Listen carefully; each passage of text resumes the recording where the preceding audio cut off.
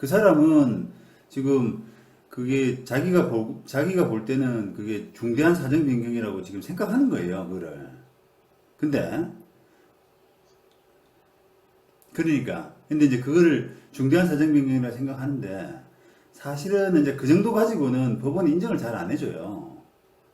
그게 뭐 IMF라든지 갑자기 뭔가 이렇게 나라가 뒤집어지고 하는 그런 상황에서 확 이렇게 그 문제가 생겨야 되는데 이게 뭐 전세 보증금 1억 빠지고 2억 빠지고 하는 정도 가지고는 법원에서 차임증감 정국권에서 인정하는 그 중대한 사정 변경이라고 보기는 어렵다는 거예요, 그게. 그리고 지금 이제 이 계약한 게 21년도 10월에 계약했다는 거죠. 그 지금 이제 어쨌든 7월 달에 했다는 거죠. 그러니까 한 1년 정도 남짓했잖아요, 지금. 아니, 1년 정도가 됐지 않습니까? 예, 그러니까요. 1년 정도가 됐는데, 그거를, 지금 뭐 1년 사이에 그 시세, 이제 전세 보증금 시세가 1억 내려갔다, 1억 5천 내려갔다, 뭐 2억 내려갔다라고 하는 그런 부분 가지고는 이게 그 차임 증감 청구권의 요건 자체가 잘 안 맞춰집니다, 그게. 지금 나라가 뒤집어질 만한 그런 상황은 아니잖아요. 시세 조정 과정인 거지, 그냥.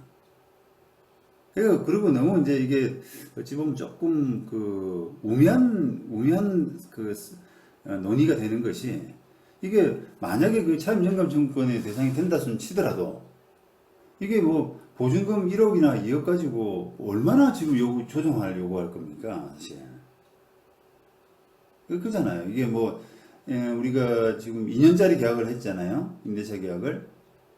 근데 이제 1년 동안에 뭐 이렇게 지금 상황이 변동돼가지고 내가 앞으로 1년간 뭔가 조정받아야겠다라고 하면은 만약에 보증금 2억이라 칩시다. 예? 보증금 2억으로 치면은 월세로 치면 얼마나 되겠어요? 그 돈으로 치면은. 어?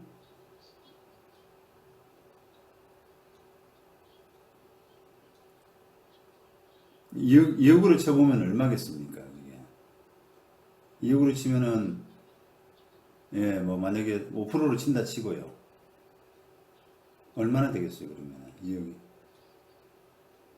근데 이제 그거를 예, 그러니까 그거를 이제 그런 가능성을 보고 소송을 한다는 건데 그게 뭐 그렇게 받으려 그러면 판결 감정도 해야 되고 이런 절차들이 동반되고 하기 때문에 이게 그 절차 자체가 부적절해요.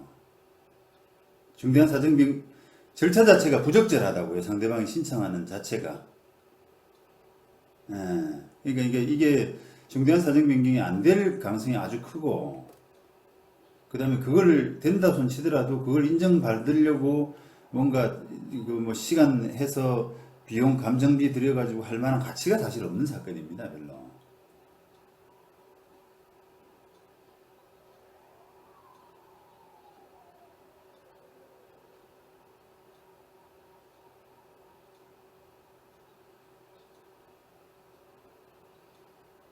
이런 사건 자체가 별로 없어요, 그러니까. 이런 사건 자체가 별로 없다니까요.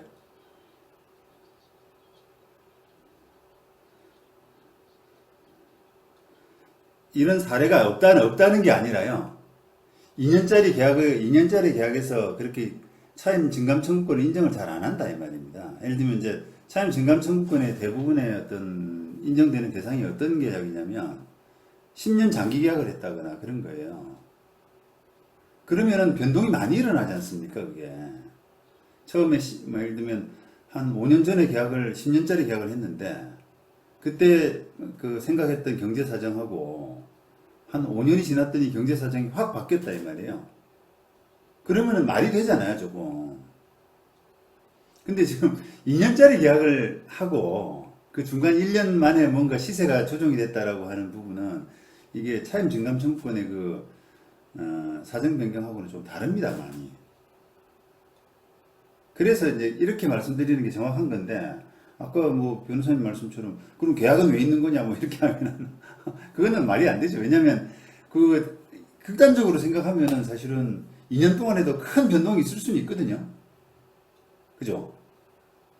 그렇죠. 그러니까 큰 변동이 있을 수는 있어요. 그러니까 이제 그거는 그 계약에도 불구하고 큰 변동이 있으면은 우리가 인정해 주겠다고 하는 거거든요. 차임증감증권에. 예. 근데 지금은 그런 상황이 아니라고 봅니다.